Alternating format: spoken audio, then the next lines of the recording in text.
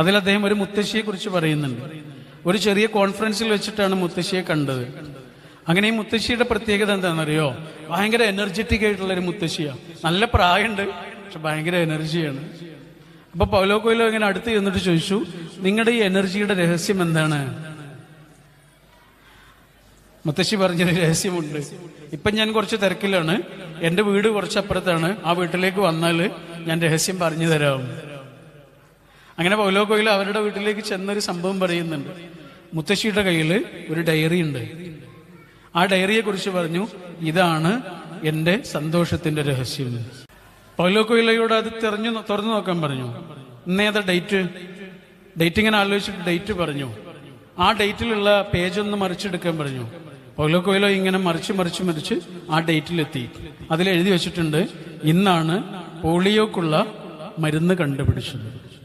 ഇന്നാണ് പോളിയോക്കുള്ള മരുന്ന് കണ്ടുപിടിച്ചത്. മുത്തശ്ശി പറഞ്ഞു, ഇന്ന് സമാധാനമായിരിക്കാൻ ഇതുപോലെ. ഇതെങ്ങാനും കണ്ടുപിടിച്ചിട്ടില്ലായിരുന്നെങ്കിൽ മോനെ എത്ര ആളുകളായിരിക്കും മരണത്തിന് വിട്ടുകൊടുക്കേണ്ടി വരിക. ദുർഘടമായ ജീവിതാവസ്ഥകളിലേക്ക് എത്ര മനുഷ്യരെ വിട്ടുകൊടുക്കേണ്ടി വരും.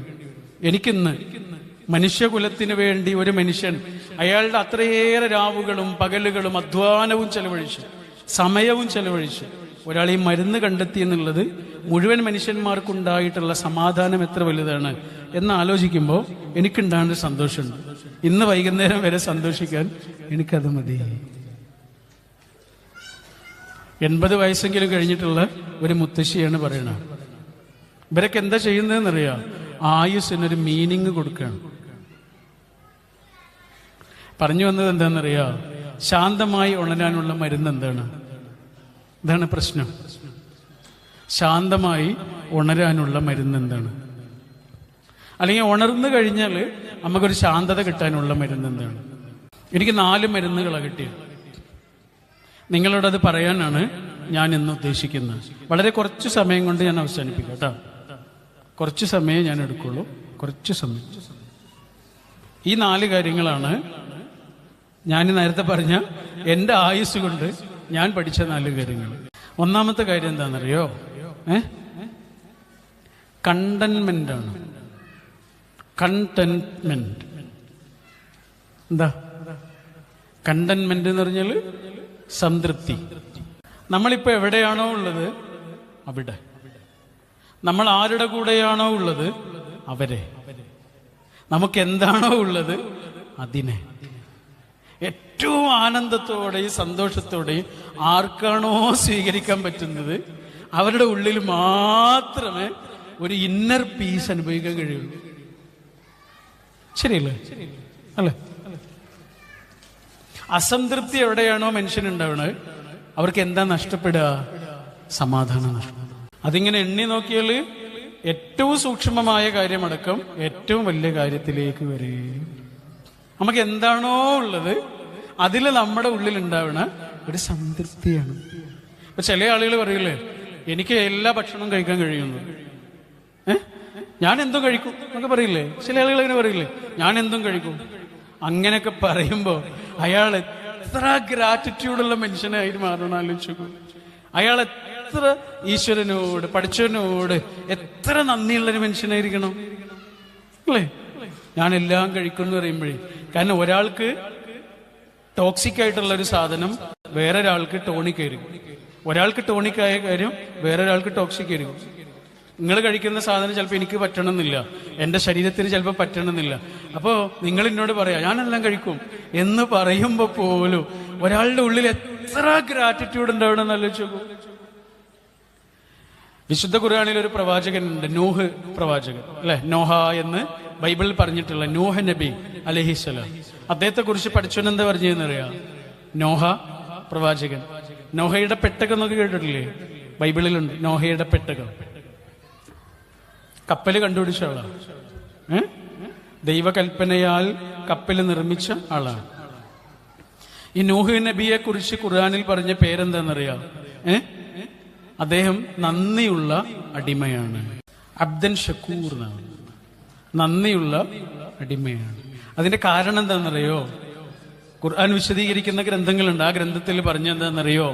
അതിന്റെ കാരണം അദ്ദേഹം ഭക്ഷണം കഴിച്ചു കഴിയുമ്പോൾ പടച്ചോനോട് ഭയങ്കരമായിട്ട് പ്രാർത്ഥിക്കും, നന്ദി പറയും. ഭക്ഷണത്തിന്റെ പേരിൽ അത്രയേറെ നന്ദി കാണിക്കുന്ന ഒരാളായതുകൊണ്ടാണ് പടച്ചോൻ അദ്ദേഹത്തെ വിളിച്ച പേര് പോലും എന്താണ്? അബ്ദൻ ഷക്കൂർ, നന്ദിയുള്ള അടിമ. ഒരു മനുഷ്യന്റെ ഏറ്റവും വലിയ ക്വാളിറ്റി എന്താണെന്നറിയോ? ഒരു സംശയവും വേണ്ട, ഗ്രാറ്റിറ്റ്യൂഡാണ്, നന്ദി. ഈ നന്ദിയുള്ളവർക്ക് നേരത്തെ പറഞ്ഞ കണ്ടന്റ്മെന്റ് ഉണ്ടാവുള്ളൂ. എനിക്ക് എന്താണോ ഉള്ളത് അതില് എൻ്റെ ഉള്ളില് കണ്ടന്റ്മെന്റ് ഉണ്ടാവണമെന്നുണ്ടെങ്കിൽ, സംതൃപ്തി ഉണ്ടാവണമെന്നുണ്ടെങ്കിൽ അതിനോട് ആദ്യം എനിക്ക് ഉണ്ടാവേണ്ടത് നന്ദിയാണ്. എൻ്റെ ഒരു സുഹൃത്തുണ്ട്, ദുബൈയിലാണ്, സിനിമാ മേഖലയിലൊക്കെ പ്രവർത്തിക്കുന്ന ആളാ. അവന് കുറെ കാത്തിരുന്നിട്ടാണ് ഒരു കുഞ്ഞുണ്ടായത്. ആ കുഞ്ഞിനെന്താ പേരിട്ടത് എന്നറിയോ? ആ മോൾക്കിട്ട പേരെന്താന്നറിയോ? ദുആ ലയാൽ. ദുആ ലയാൽ വാക്കിന്റെ അർത്ഥം എന്താണെന്നറിയോ? എത്രയോ രാവുകളിലെ പ്രാർത്ഥനയാണ്. ഒരായുസ് മുഴുവനും ആ കുഞ്ഞിനെ നൽകിയവനുള്ള ഗ്രാറ്റിറ്റ്യൂഡ്. ഒത്തിരി പേര് അല്ലേ? എന്താണ്? ദുആ ലയാൽ, എത്രയോ രാത്രികളിലെ പ്രാർത്ഥന. ആ കുഞ്ഞിന്റെ ചിരി കാണുമ്പോഴൊക്കെയും, ആ കുഞ്ഞിനെ പേര് ചൊല്ലി വിളിക്കുമ്പോഴൊക്കെയും അതൊരു ദൈവസ്തുതിയായി മാറുകയാണ്. ദുആ ലയാൽ, എത്രയോ രാത്രികളിലെ പ്രാർത്ഥനയാണ്.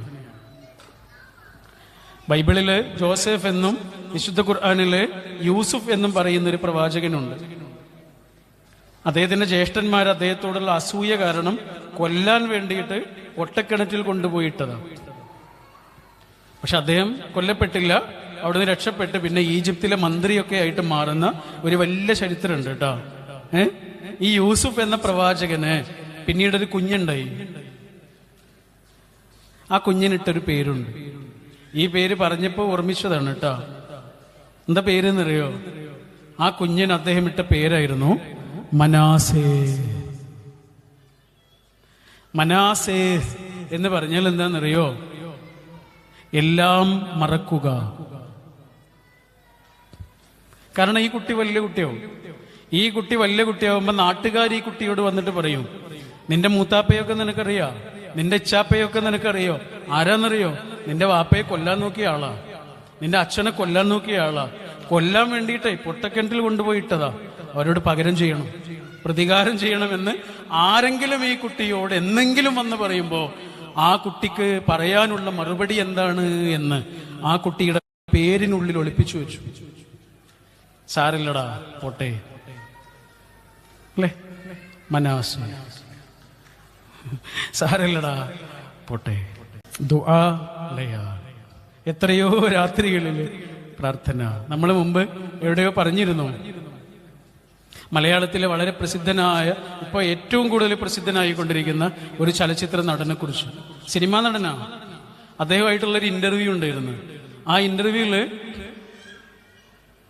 അദ്ദേഹത്തോട് ഇന്റർവ്യൂ ചെയ്യുന്ന ദിവ്യ ചോദിക്കുന്നുണ്ട്, അച്ഛനെ കുറിച്ച് ചോദിച്ചു. അച്ഛനെ കുറിച്ച് വളരെ ആവേശത്തോടെ ആള് മറുപടി പറഞ്ഞു. ഒരു സാധാരണ കുടുംബത്തിൽ നിന്ന് വന്ന ആളാണ് കേട്ടോ. അച്ഛനൊരു വക്കീലാണ് ഇരിങ്ങാലക്കുടയിലെ. ഒരു സാധാരണ കുടുംബത്തിൽ നിന്ന് കഠിനാധ്വാനം കൊണ്ട് കയറി വന്ന ആളാണ്. ആരുടെയും അഡ്രസ്സിൽ കയറി വന്നതല്ല. കഠിനാധ്വാനം കൊണ്ട് കയറി വന്ന സാധാരണക്കാരനായ ഒരാളാണ്. അപ്പൊ അച്ഛനെ കുറിച്ചൊക്കെ ഭയങ്കര അഭിമാനത്തോടെ ആള് സംസാരിച്ചു. അമ്മയെ കുറിച്ച് ചോദിച്ചു, അമ്മയെ കുറിച്ച് സന്തോഷത്തോടെ പറഞ്ഞു. പിന്നെ അവന്റെ ചേട്ടനെ കുറിച്ച് ചോദിച്ചു. ചേട്ടനെ കുറിച്ച് ആവേശത്തോടെ പറയാൻ തുടങ്ങിയപ്പോഴേക്ക് ഇവൻ കരഞ്ഞുപോയി. ഇവനെ നിയന്ത്രിക്കാൻ കഴിയാതെ ഇവന്റെ ചങ്കിടറി. ടിഷ്യൂ കൊണ്ട് ഇങ്ങനെ കണ്ണൊക്കെ തുടച്ചിട്ട് അവൻ പറയാണ്, അവനെ കുറിച്ച് പറയാൻ തുടങ്ങുമ്പോഴൊക്കെ എനിക്ക് സങ്കടം വരും. അവനെ കുറിച്ച് പറഞ്ഞു തുടങ്ങുമ്പോഴേക്ക് എനിക്ക് സങ്കടം വരും. അതിന്റെ കാരണം എന്താണെന്നറിയോ? ഇവൻ എഞ്ചിനീയറിംഗ് കഴിഞ്ഞ് നല്ല ജോലിയൊക്കെ കിട്ടിയിരുന്നു. ആ ജോലിയൊക്കെ രാജിവെച്ച് ഇവന് സിനിമാ നടനാകണം എന്നുള്ള ആഗ്രഹം കൊണ്ട് സിനിമയുടെ പിന്നാലെ കൂടിയത്. ആ സമയത്ത് ഇവന്റെ കയ്യിൽ പൈസയൊന്നുമില്ല.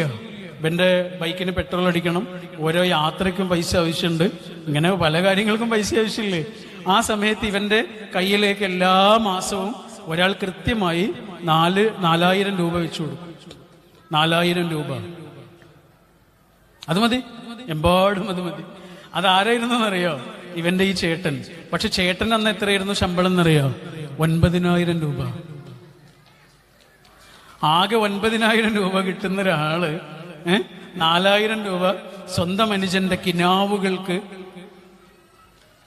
ഒരു താങ്ങാവാൻ 4,000 രൂപ ഇങ്ങനെ കയ്യിൽ വെച്ച് കൊടുത്ത കഥ ഈ അനിയൻ എപ്പോഴാ പറയുന്നതെന്നറിയോ? കോടികൾ ശമ്പളം വാങ്ങുന്ന കാലത്ത് പഴയ 4,000ന്റെ കഥ പറഞ്ഞ് കണ്ണു നിറയുന്നതിന്റെ പേരാണ് ഗ്രാറ്റിറ്റ്യൂഡ്. അതെല്ലാവർക്കും ഉണ്ടാവില്ല. ആരൊക്കെ ആയി മാറുമ്പോഴും ചിലതൊന്നും മറക്കാതിരിക്കലാണ് ജീവിതത്തിന്റെ മഹത്വം.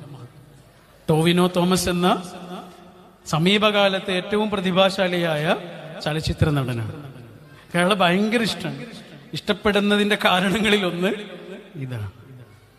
കാരണം ഒരാളുടെ മഹത്വം അടയാളപ്പെടുത്തുന്നത് അയാൾ ആരൊക്കെ ആയിത്തീരുന്നു എന്നുള്ളതല്ല, ആരൊക്കെ ആയി മാറുമ്പോഴും അയാൾ ചിലതൊന്നും മറക്കരുത്. ഇപ്പൊ ഞാനിവിടെ നിന്നിങ്ങനെ സംസാരിക്കുമ്പോൾ നിങ്ങൾ എന്നെ മാത്രമല്ലേ കാണുന്നുള്ളൂ. ഞാനിങ്ങനെ മൈക്ക് പിടിച്ച് നിങ്ങളോട് സംസാരിക്കുന്നതിന് കാരണക്കാരായ കുറേ മനുഷ്യന്മാരുണ്ട്. അവരൊന്നും നിങ്ങൾ ഓർക്കേണ്ട ഒരു ആവശ്യമില്ല. ഞാൻ അവരെ മറക്കാൻ പറ്റൂ. എന്നെ ഞാനാക്കിയ മനുഷ്യന്മാര് ഈ ആയുസിന്റെ അവസാനത്തെ നിമിഷത്തിൽ എന്റെ ഉള്ളിൽ ഉറവയായി അവരിങ്ങനെ ജ്വലിച്ചുകൊണ്ടിരിക്കുന്നു. എന്റെ പേരാണ് ഗ്രാറ്റിറ്റ്യൂഡ്. ഒരു മനുഷ്യന്റെ ഗ്രാറ്റിറ്റ്യൂഡ്. ചില വേരുകളെ ഒരാൾ മറക്കാതിരിക്കുക. അപ്പൊ നമുക്ക് എന്താണോ ഉള്ളത് അതിലൊരാൾക്ക് ഗ്രാറ്റിറ്റ്യൂഡ് ഉണ്ടാകുമ്പോഴേ, പഠിച്ചവനോടും മനുഷ്യന്മാരോടും എല്ലാരോടും നമ്മുടെ ഉള്ളിലൊരു നന്ദി ഉണ്ടാകുമ്പോഴേ നമുക്ക് ഉള്ളതിലൊരു സന്തോഷം ഉണ്ടാവും. ഇല്ലെങ്കിൽ ഉണ്ടാവില്ല. നമ്മൾ ഭക്ഷണം കഴിക്കുമ്പോൾ പോലും നേരത്തെ പറഞ്ഞില്ലേ, ഭക്ഷണം കഴിക്കുന്ന ഓരോ നിമിഷവും ഈശ്വരനോട് എത്ര നന്ദിയുള്ളവരായിരിക്കണം അല്ലേ? എന്നിട്ട് നമ്മൾ എന്താ ചെയ്യുന്നത്? ഭക്ഷണം കഴിച്ചുകൊണ്ടിരിക്കുമ്പോൾ ഇപ്പുറത്ത് മൊബൈൽ ഫോണിലേക്ക് നോക്കിയിട്ടാണ് കഴിച്ചുകൊണ്ടിരിക്കുന്നത്. നമ്മളത് ആസ്വദിക്കുന്നവരില്ലേ? എൻ്റെ ഒരു സുഹൃത്തുണ്ട് ഇവിടെ കുവൈത്തില്. അവർക്ക് ഈ റെസ്റ്റോറന്റ് ഓണേഴ്സിന്റെ അസോസിയേഷനൊക്കെ ഉണ്ട്. അവൻ എന്നോട് പറഞ്ഞതാണ്, പണ്ടൊക്കെ അറബികൾ ഹോട്ടലിലേക്ക് വരും. അറബികൾ ഹോട്ടലിലേക്ക് വരിക എന്ന് പറഞ്ഞാൽ പേടിയാ മലയാളികൾക്ക്. കാരണം ഇവര് ഭയങ്കര പ്രശ്നക്കാരാ, ഇവർക്ക് എരിവ് പറ്റില്ല, അങ്ങനെയൊക്കെ ഉണ്ടല്ല. അപ്പൊ അവര് ദേഷ്യപ്പെടും, ഭക്ഷണമൊക്കെ എടുത്തുവിട്ട് വലിച്ചെറിയും. അങ്ങനെ ചില അനുഭവങ്ങളൊക്കെ ഇവൻ പറഞ്ഞു. പക്ഷെ ഇപ്പൊ അതില്ല എന്ന് പറഞ്ഞു. ഇപ്പൊ അറബികൾ വന്നാൽ വളരെ സമാധാനത്തോടെ വളരെ ശാന്തരായി ഭക്ഷണം കഴിച്ചിട്ട് അവര് പോകും. എന്താ കാരണം എന്നറിയോ? കാരണം പറഞ്ഞപ്പോഴേ രസം. എന്താ? അവരിത് ആസ്വദിക്കുന്നില്ല, അവരിതിലേക്ക് നോക്കിക്കൊണ്ടിരിക്കുക. മൊബൈലിലേക്ക് നോക്കിക്കൊണ്ടിരിക്കുമ്പോൾ മെസ്സേജ് റിപ്ലൈ ചെയ്യുകയോ പരിശോധിച്ചുകൊണ്ടിരിക്കുകയോ ചെയ്യുന്ന സമയത്ത് ഇതിന്റെ എരിവോ പുളിയോ മധുരമോ രുചിയോ പോലും അവരറിയുന്നോലില്ല. പിന്നെ ഇതിനെ കച്ചറ ഉണ്ടാക്കുന്നത് നമ്മളോ? ഏകദേശം ഇതേപോലെ തന്നെയല്ലേ? നമ്മളെന്ന് അറിയാൻ പറ്റില്ല കേട്ടോ. നമ്മളെന്ന് അറിയുന്നത് ഒരു തെറ്റായ പ്രയോഗമാണ്. കാരണം എൻ്റെ ജീവിതം വെച്ച് നിങ്ങളുടെ ജീവിതത്തെ അളക്കാൻ പറ്റില്ല. സാധാരണ പ്രഭാഷണങ്ങളിൽ ഉണ്ടാകുന്നൊരു തെറ്റാണത്. നമ്മളില്ല. എൻ്റെ സ്കെയിൽ വെച്ച് നിങ്ങൾ അളക്കാൻ പറ്റില്ലല്ലോ. ഞാൻ എന്ന് പറയാം, ഞാൻ ചെയ്യുന്നു എന്ന് പറയും, നിങ്ങൾ ചെയ്യുന്നു എന്ന് പറയാൻ പറ്റില്ല. അപ്പൊ ഒരാൾ ഏറ്റവും മൈൻഡ്ഫുൾ ആയിട്ട് അത് ആസ്വദിക്കുക എന്നുള്ളതാണ്, കഴിച്ചുകൊണ്ടിരിക്കുക എന്നുള്ളതാണ് അതിന്റെ ഗ്രാറ്റിറ്റ്യൂഡിന്റെ ഏറ്റവും ആദ്യത്തെ സ്റ്റെപ്പ് അല്ലേ? ശരിയല്ലേ? അതിന്റെ രുചിയൊക്കെ ആസ്വദിച്ച് ഒരാൾ കഴിക്കുക എന്നുള്ളതാണ്. ഈ ഭക്ഷണം കഴിച്ചുകൊണ്ടിരിക്കുന്ന ഇതിന് അല്ലെങ്കിൽ ഭക്ഷണത്തിന് ഈശ്വരനോട് അല്ലെങ്കിൽ തരുന്ന ആളോട് ഒക്കെ ഉണ്ടാവണം നന്ദി. എൻ്റെ ഒരു ഗുരു ഉണ്ട്, സമാധിയായി. ആള് സന്യാസിയായിരുന്നു, സ്വാമിജിയായിരുന്നു, തിരുവില്ലാമലയിലായിരുന്നു. സ്വാമി നിർമ്മലാനന്ദ ഗിരി മഹാരാജ് എന്നായിരുന്നു പേര്. സ്വാമിജി സമാധിയായി എന്നുള്ളത് എൻ്റെ ജീവിതത്തിലെ ഏറ്റവും വലിയ നഷ്ടങ്ങളിൽ ഒന്നാണ്. വെറുതെ ഇങ്ങനെ പോയി ഇരുന്നാൽ മതി കുറച്ചു നേരം, അങ്ങനത്തെ ഒരു സാന്നിധ്യമായിരുന്നു. സ്വാമിജി പറയും, ഒരു ഹോട്ടലിൽ നിന്ന് നമ്മൾ ഭക്ഷണം കഴിച്ചിറങ്ങുമ്പോൾ പോലും ആ ഹോട്ടലിന്റെ ആളില്ലേ, ഉടമസ്ഥനില്ലേ, ആ ഭക്ഷണം ഉണ്ടാക്കിയ ആളില്ലേ, പറ്റെങ്കിൽ അവരോടൊക്കെ കണ്ടിട്ടൊന്ന് കൈപിടിച്ചിട്ട് സ്വാമിജിയുടെ ഭാഷയിലൊന്ന് നമസ്കരിക്കണം എന്ന്, അല്ലെങ്കിൽ ഒന്ന് നന്ദി പറയണം എന്ന്. നമ്മുടെ ഉള്ളിലേക്ക് അന്നം തരുന്ന മനുഷ്യന്മാർ. നമ്മൾ പൈസയൊക്കെ കൊടുത്തിട്ടുണ്ടാവും. നമുക്ക് വേണ്ടി മരുന്ന് കണ്ടുപിടിച്ച എത്രയെത്ര മനുഷ്യന്മാരുണ്ട്. നമുക്ക് വേണ്ടി വസ്ത്രം ഉണ്ടാക്കിയ എത്ര മനുഷ്യന്മാർ. നമ്മളിങ്ങനെ ഇരിക്കുന്നൊരു സമയത്ത് പോലും എത്രയേറെ മനുഷ്യരുടെ കഠിനാധ്വാനത്തിന്റെ ഫലമാണ് നമ്മളിങ്ങനെ ജീവിതത്തിൽ അനുഭവിച്ചുകൊണ്ടിരിക്കണം ഓരോരോ കാര്യങ്ങളും എന്നിങ്ങനെ വെറുതെ ആലോചിച്ചു. എണ്ണ തീരുമോ? ഇതിൻ്റെയൊക്കെ അപ്പുറം ഒരു വലിയ മഹാശക്തിയുടെ കരുണാപ്രവാഹവും ഓരോ നിമിഷവും അനുഭവിച്ചുകൊണ്ടിരിക്കുന്ന ആളുകൾ. നമ്മുടെ അഹങ്കാരത്തിന്റെ മിനാരങ്ങളൊക്കെ, അഹങ്കാരത്തിന്റെ വലിയ വലിയ ഉയർച്ച തോന്നുന്ന അനുഭവങ്ങളൊക്കെ ഇല്ലാതാക്കാനുള്ള ഒന്നാമത്തെ സ്റ്റെപ്പ് അത്. അഹങ്കാരം വേണം. ഭൂമിയോളം താഴെ ഒരാൾ എത്ര അങ്ങനെ താഴുന്നുണ്ടോ അത്രയുമാണ് അയാളുടെ മഹത്വം. പണ്ട് ഞങ്ങളുടെ വീടിന്റെ മുന്നില് പാടമാണ്, വയല, കിഴക്കേപ്പുറം എന്നാണ് അവിടെ പറയുക.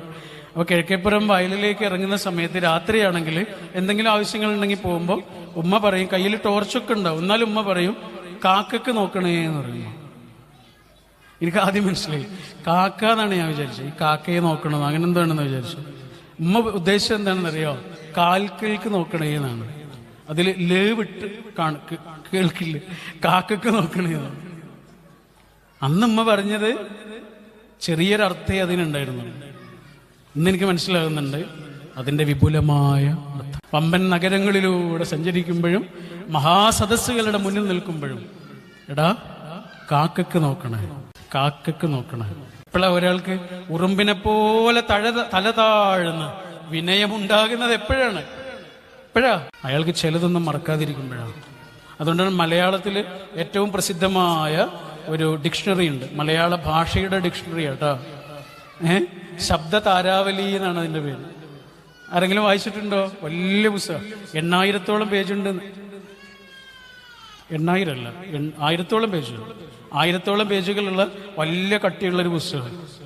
ഒരാള് 23 കൊല്ലത്തിലേറെ അധ്വാനിച്ച് ശ്രീകണ്ഠേശ്വരം പത്മനാഭ പിള്ള എന്ന് പറഞ്ഞൊരു മനുഷ്യൻ ഒരു ഡിക്ഷണറി ഉണ്ടാക്കാൻ വേണ്ടിയിട്ട്, താജ്മഹൽ ഉണ്ടാക്കാൻ വേണ്ടി അത്രയേറെ മനുഷ്യന്മാർ എത്ര കാലമാണോ കഷ്ടപ്പെട്ടത് അത്രയും കാലം ഒരാൾ ഒരു പുസ്തകം എഴുതാൻ വേണ്ടി കഷ്ടപ്പെട്ടുണ്ടാക്കിയ പുസ്തകത്തിന്റെ പേരാണ് ശബ്ദ താരാവലി. വല്ലാത്തൊരു പുസ്തകം കേട്ടോ. അതിന്റെ തുടക്കത്തിൽ അദ്ദേഹം പറയുന്നുണ്ട്, ഈ പുസ്തകത്തിൽ സുഖം എന്നൊരു വാക്കുണ്ട്. സുഖം, ആ വാക്കിന്റെ അർത്ഥമുണ്ട്. പക്ഷെ ജീവിതത്തിൽ ഒരിക്കലും അത് അനുഭവിച്ചിട്ടില്ലാത്ത ഒരാളാണ് ഈ പുസ്തകം എഴുതിയത് എന്ന് ഇതിന്റെ ഓരോ പേജ് മറിക്കുമ്പോഴും നിങ്ങൾ ആലോചിക്കണേ. സുഖം. പക്ഷെ ആ പുസ്തകത്തിനകത്ത് പറഞ്ഞിട്ടുള്ള ഒരു വാക്കുണ്ട്, ലളിതം എന്നുള്ള വാക്ക് കേട്ടോ. എന്താണ് ലളിതം? ലളിതം എന്നുള്ള വാക്കിന് കൊടുത്ത അർത്ഥം എന്താണെന്നറിയോ? സുന്ദരം. എന്താണ്? വല്ല ബന്ധമുണ്ടോ അതിന്? ലളിതം എന്നുള്ള വാക്കിന് കൊടുത്ത കുറച്ച് അർത്ഥങ്ങളുണ്ട്, 3-4 അർത്ഥങ്ങളുണ്ട്. അതിലൊരർത്ഥം എന്താണ്? സുന്ദരം, ബ്യൂട്ടിഫുൾ. കാരണം എന്താണെന്നറിയോ? ലളിതമായതൊക്കെ സുന്ദരമാണ്. ഭംഗിയുള്ളൊരു ചെറിയ വീട് വലിയ കൊട്ടാരത്തേക്കാൾ ഭംഗിയാണ് അല്ല. അതുകൊണ്ടാണ് ഇന്ത്യയിലെ മഹാത്ഭുതം എന്ന് പറയുന്നത് താജ്മഹൽ അല്ല എന്ന് ഗുജറാത്തിലെ വാർധ എന്ന ചെറിയ ഒരു നാട്ടിലെ ചെറിയൊരു ആശ്രമം പോയി കണ്ടാൽ നമുക്കറിയാൻ പറ്റും. ഗാന്ധിജിയുടെ വാർധ ആശ്രമം. അവിടെ പോയി നോക്കിയാലേ ഒരു മണ്ണുകൊണ്ടുണ്ടാക്കിയ വീടാ. മണ്ണ് കൊണ്ടുണ്ടാക്കിയ വീട് കണ്ടാലറിയാം ഇന്ത്യയിലെ മഹാത്ഭുതം താജ്മഹൽ അല്ല എന്നും ഗാന്ധിജിയുടെ വാർധയിലെ ആശ്രമമാണ്. മുഹമ്മദ് നബിയുടെ വീടിനെ കുറിച്ച് എഴുതിയിട്ടുള്ളൊരു പുസ്തകമുണ്ട്. ആ പുസ്തകത്തിൽ ആ വീട്ടിലുണ്ടായുള്ള ആകെ സാധനങ്ങൾ എണ്ണി നോക്കിയിട്ട് കിട്ടിയത് 30-ൽ കുറച്ച് സാധനങ്ങൾ, 30-ൽ താഴെ ആകെ ഉണ്ടായിരുന്നതേ 30-ൽ താഴെ സാധനം. പക്ഷെ അങ്ങനെ ജീവിക്കണം എന്നൊന്നും നമ്മളോട് ആരോടും പറഞ്ഞിട്ടൊന്നുമില്ല കേട്ടോ. അങ്ങനെയും ജീവിക്കാമെന്ന് കാണിച്ചു തന്നിട്ടേ ഉള്ളൂ.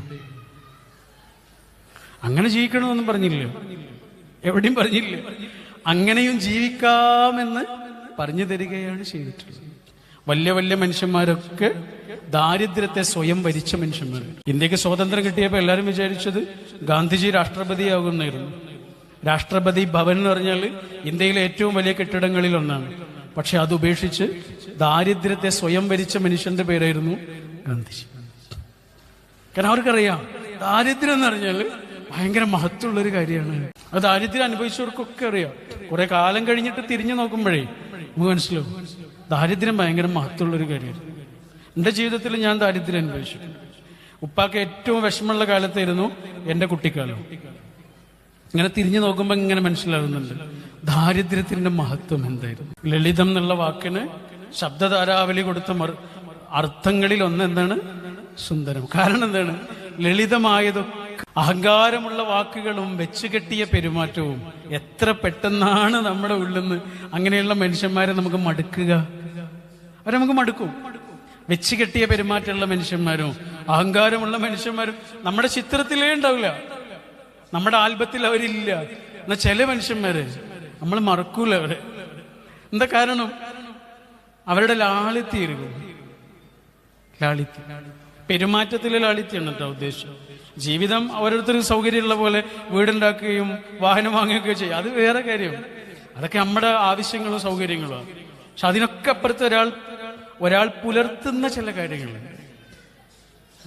നമ്മളെ മനസ്സിൽ ഒരു പോകില്ല അല്ലേ? നമ്മളെടുക്കുന്ന എല്ലാ ഫോട്ടോസും സേവ് ചെയ്യോ? ചില ഫോട്ടോ മാത്രമല്ലേ സേവ് ചെയ്യുള്ളൂ അല്ലേ? കുറച്ച് ഫോട്ടോകൾ സേവ് ചെയ്യുള്ളൂ. എത്രയേ ഫോട്ടോ എടുത്തിട്ടുണ്ടാവും. പക്ഷെ എല്ലാ ഫോട്ടോയും ആൽബത്തിലില്ലാത്ത, ഗാലറിയിൽ ഇല്ല എന്നുള്ളത് പോലെ തന്നെ ആ ഗാലറിയിലുള്ള 1000 ഫോട്ടോയിൽ നിന്ന് വളരെ കുറച്ച് ഫോട്ടോ മാത്രമേ നമ്മുടെ ഫേവറിറ്റിലേക്ക് നമ്മൾ സേവ് ചെയ്യൂ. ഫേവറിറ്റ് ആക്കി വെക്കുന്നത് എത്ര കുറച്ച് ഫോട്ടോസാന്ന് ആലോചിച്ചു അല്ലേ? ഇതേപോലെ മനുഷ്യന്മാര്, നമ്മൾ എത്ര മനുഷ്യന്മാരെ കാണുന്നുണ്ട്, എത്ര മനുഷ്യന്മാരെ പരിചയപ്പെട്ടിട്ടുണ്ട്. പക്ഷെ വളരെ കുറച്ച് ആൾക്കാരെ നമ്മുടെ ഫേവറിറ്റ് ലിസ്റ്റിലേക്ക് കയറുള്ളൂ. എത്ര മാഷന്മാരെ നമ്മളെ പഠിപ്പിച്ചിട്ടുണ്ട്, എത്ര ടീച്ചർമാർ പഠിപ്പിച്ചിട്ടുണ്ട്. എന്നാലോ ഏറ്റവും നല്ല ടീച്ചറെ അല്ലെങ്കിൽ ഏറ്റവും നല്ല മാഷയൊക്കെ നമ്മളിങ്ങനെ ആലോചിക്കുമ്പോൾ എത്ര കുറച്ച് ആളുകളെയാണ് ഓർമ്മ വരുന്നത്? 1 or 2 ആളുകളാണ് ഓർമ്മ വരുന്നത്. 100 ഉം 200 ഉം ആളുകൾ നമ്മളെ പഠിപ്പിച്ചിട്ടുണ്ടാവും. ഡിഗ്രിയും PG യും PhD ഒക്കെ കഴിഞ്ഞിറങ്ങുമ്പോഴേക്ക് ഒരാൾ എത്ര മാഷന്മാരെ കണ്ടിട്ടുണ്ട്, ടീച്ചേഴ്സിനെ കണ്ടിട്ടുണ്ട്. എന്നാലോ ഫേവറിറ്റ് ലിസ്റ്റിലുള്ള ആള് നല്ലോണം പഠിപ്പിച്ച ഒരാളൊന്നും ആവണമെന്നില്ല. അതാണ് അതിന്റെ രഹസ്യം. നല്ലോണം പഠിപ്പിച്ച ഒരാളൊന്നും ആവണമെന്നില്ല അല്ലേ? നമ്മളോട് കരുണ കാണിച്ച മനുഷ്യൻ അവരെ നമ്മൾ മറക്കും. നമ്മുടെ അവസ്ഥ മനസ്സിലാക്കിയ മനുഷ്യൻ അവരെ നമ്മൾ മറക്കും. രാമചന്ദ്രൻ കൊടുവള്ളി എന്നൊരാളുണ്ട്, ഒരു മാഷാണ്. ഇവിടെ ഇല്ലല്ലോ അല്ലേ? ഇത് കൊടുവള്ളി അല്ലേ? ഇവിടെ ഇല്ലല്ലോ ആള് ഇല്ലേ? അദ്ദേഹം എഴുതിയ ഒരു പുസ്തകമുണ്ട്. മാഷ് അദ്ദേഹത്തിന്റെ അനുഭവങ്ങൾ എഴുതിയിട്ടുള്ള പുസ്തകമാണ്. ആരെങ്കിലും വായിച്ചിട്ടുണ്ടോ? അത് ഉണ്ടോ? ഈ മാഷ് ഒരു ദിവസവും ക്ലാസ്സിലേക്ക് ഒരു കുട്ടിയുണ്ട്, എല്ലാ ദിവസവും വൈകിയാണ് അവൻ വരുന്നത്. മാഷിക്ക് അവനോട് ചെറിയൊരു താല്പര്യക്കുറവുണ്ടാവാൻ തുടങ്ങി. കാരണം ഇവന് മാഷിനെ അപമാനിക്കുന്നത് പോലെ. മാഷ് കുറെ നേരമായിട്ട് ക്ലാസ്സിലുണ്ട്, എന്നിട്ട് ഇവൻ വരുന്നില്ല. ഇവൻ കുറെ വൈകിട്ടാണ് വരുന്നത്. അങ്ങനെ ഒരു ദിവസം ഇവൻ വൈകി വന്നപ്പോൾ മാഷിക്ക് പെട്ടെന്നുണ്ടായൊരു ദേഷ്യം കൊണ്ട് ഇവനെ അടിച്ചു. സാധാരണ അടിയൊക്കെ കൊടുക്കാറുണ്ട്, ഈ അടി പക്ഷെ കുറച്ച് വല്ലാതെ ഊക്കധികമായി എന്ന് മാത്രമല്ല, ഇവന്റെ നഖമില്ലേ, ഇവന്റെ നഖം ഇങ്ങനെ തെറിച്ചുപോയി, ഇങ്ങനെ അറ്റു തൂങ്ങി. അടി കൃത്യമായി കൊണ്ടത് ഇവന്റെ നഖത്തിലാണ്. ഇവിടെ ഇങ്ങനെ അറ്റു തൂങ്ങി. ഇവനിങ്ങനെ കരയാൻ തുടങ്ങി, ചോരയൊക്കെ ഇങ്ങനെ ഒഴുകാൻ തുടങ്ങി. മാഷ് പേടിച്ചു. മാഷ് വണ്ടി വിളിക്കുന്നു, ഇവനെ ആശുപത്രിയിലേക്ക് കൊണ്ടുപോകുന്നു, ഇവന്റെ കൈയൊക്കെ കെട്ടുന്നു, അതിനുവേണ്ട ചികിത്സയും ഒക്കെ കൊടുക്കുന്നു. അതെല്ലാം കഴിഞ്ഞിട്ട് മാഷ് ഇവനെ അവന്റെ വീട്ടിലേക്ക് കൊണ്ടുപോവാ. വീട്ടിലേക്ക് എത്തുന്നു. വാതിൽ തുറക്കാൻ പോലും അവിടെ ആരുമില്ല. ഇവൻ തന്നെ വാതിൽ തുറക്കുന്നത്, ജനലിലൂടെ ഒക്കെ കൈയിട്ടിട്ടായിരിക്കും തുറക്കുന്നത്. അങ്ങനെ തുറന്ന് മാഷോട് അകത്തേക്ക് ഇരിക്കാൻ പറഞ്ഞു. ഇവൻ ഇതുവരെ മാഷോടൊന്നും പറഞ്ഞില്ല, ഒരു പരാതി പറഞ്ഞില്ല, എന്തിനാണ് അടിച്ചതെന്ന് ചോദിച്ചിട്ടില്ല, എനിക്ക് വേദനയുണ്ട് എന്ന് പോലും ഇവൻ പറഞ്ഞിട്ടില്ല. പക്ഷെ ആ വീടിനകത്തേക്ക് കയറിയപ്പോൾ മാഷ് കാണുന്നത് വയ്യാതെ കിടക്കുന്ന ഒരമ്മയാണ്. ഒന്ന് എണീക്കാൻ പോലും കഴിയാത്ത, ചെരിഞ്ഞു കിടക്കാൻ പോലും കഴിയാത്തൊരമ്മയാണ്. ആ അമ്മയ്ക്ക് വേണ്ടതൊക്കെ ചെയ്തു കൊടുക്കുന്നത് ഇവനാണ്, ഈ 6ാം ക്ലാസ് പഠിക്കുന്ന കുട്ടിയും. പിന്നെ ഒരു പശുവുണ്ട്, അതിനെ കറന്നെടുത്ത് അതിന്റെ പാല് സൊസൈറ്റിയിൽ കൊണ്ടുപോയി വിറ്റ് കൊടുത്ത് അമ്മയ്ക്ക് വേണ്ടത് മുഴുവനും കാര്യങ്ങളും ചെയ്തിട്ട് പുസ്തകവും പാത്രവും എടുത്തിട്ട് സ്കൂളിലേക്ക് ഓടി വരുന്ന കുട്ടിയില്ലേ, ചിലപ്പോൾ 5 മിനിറ്റ് വൈകുമെന്ന് മാഷിക്ക് അന്ന് മനസ്സിലായി. ഒരു സ്കെയില് വെച്ച് എല്ലാ കുട്ടികളെയും അളക്കാൻ പറ്റൂല എന്ന് മാഷിക്ക് അന്ന് മനസ്സിലായി. എല്ലാ കുട്ടികൾക്കും കൊടുത്തത് ഒരേ ഹോംവർക്ക് തന്നെ ആയിരിക്കും, പക്ഷെ എല്ലാവരുടെ വീടും എല്ലാവരുടെ അവസ്ഥയും ഒന്നല്ല എന്ന് മാഷക്ക് അന്ന് കിട്ടിയൊരു വെളിച്ചം. ആ മാഷ ഈ കുട്ടി മറക്കൂല. എൻ്റെ ഒരു സുഹൃത്തുണ്ട്, അവള് ബേപ്പൂരാ വീട്. ബേപ്പൂരിൽ നിന്ന് പയ്യന്നൂരാണ് അവള് PG ചെയ്യുന്നത്. പയ്യന്നൂരെത്തും എല്ലാ ദിവസവും പോയി വരുക. രാവിലെ 5 മണിക്കൊക്കെ ഇറങ്ങും, വൈകിട്ട് 10 മണിക്കൊക്കെ തിരിച്ചു വരും. അവൾക്കൊരു 3 വയസ്സുള്ള മോളുണ്ട്. അതുകൊണ്ട് ഇവള് ഹോസ്റ്റലിൽ നിൽക്കുന്നില്ല, കാരണം എല്ലാ ദിവസവും പോയിട്ട് വരും. കുട്ടിയെ നോക്കാനുള്ളത് കൊണ്ട്.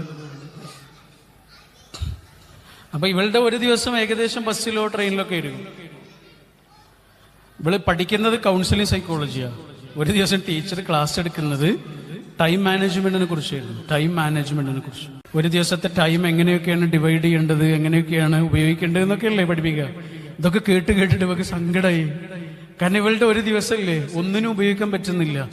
അവളുടെ മോളുടെ കഥകൾ കേട്ടിരിക്കാൻ പോലും കഴിയുന്നില്ല. അവളുടെ മോൾക്ക് വേണ്ട സമയം കൊടുക്കാൻ കഴിയുന്നില്ല. ഇതൊക്കെ ആലോചിച്ചിട്ട് ഇവക്ക് സങ്കടമായി.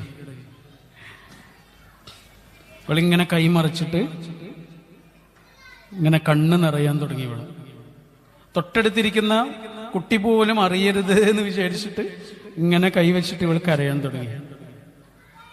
അപ്പൊ ഒരാളിങ്ങനെ വന്നിട്ടേ അവളുടെ മെല്ലെ വന്നിട്ട് അവളെ ഇങ്ങനെ തൊട്ടു. എന്നിട്ട് പുറത്തിങ്ങനെ ഒഴിഞ്ഞു. അവളിങ്ങനെ പിടിച്ചിട്ട് ഇങ്ങനെ ആശ്വസിപ്പിക്കുന്നുണ്ട് ഒരാള്. അയാൾക്ക് മനസ്സിലായി ഇവളെ. അവളിങ്ങനെ മെല്ലെ നോക്കുമ്പോൾ ആരായിരുന്നു എന്നറിയാം? ക്ലാസ് എടുത്തോണ്ടിരുന്ന ടീച്ചർ. ആ ടീച്ചറെ ആ കുട്ടി ഒരിക്കലും മറക്കില്ല അല്ലെ? ടീച്ചർ പഠിപ്പിച്ചൊക്കെ ചിലപ്പോൾ മറക്കും. പക്ഷെ ആ മൊമെന്റ്, ഞാൻ എൻ്റെ കണ്ണുകൊണ്ട് നിങ്ങളെ കണ്ടാല് നിങ്ങൾക്ക് കുറെ കുഴപ്പങ്ങളുണ്ടാവും. നിങ്ങളുടെ കണ്ണുകൊണ്ട് എന്നെ കണ്ടാൽ കുറെ കുഴപ്പങ്ങളുണ്ടാവും അല്ലേ? പക്ഷെ നമ്മുടെ മുന്നിൽ നിൽക്കുന്ന മനുഷ്യന് അയാളുടെ ഭാഗത്ത് നിന്ന് കാണാൻ കഴിയലാണ് മനുഷ്യൻ എന്നുള്ള അർത്ഥത്തിലുള്ള ഏറ്റവും വലിയ ക്വാളിറ്റിയിലാണ്. ഇപ്പോഴേ നമുക്ക് മനുഷ്യനെ വെൽക്കം ചെയ്യാൻ കഴിയുള്ളൂ, സ്വീകരിക്കാൻ കഴിയും. 800 കോടി മനുഷ്യന്മാരുള്ള ലോകമാണെന്ന് പറഞ്ഞില്ലേ? അതൊന്നും നമ്മുടെ ജീവിതത്തിൽ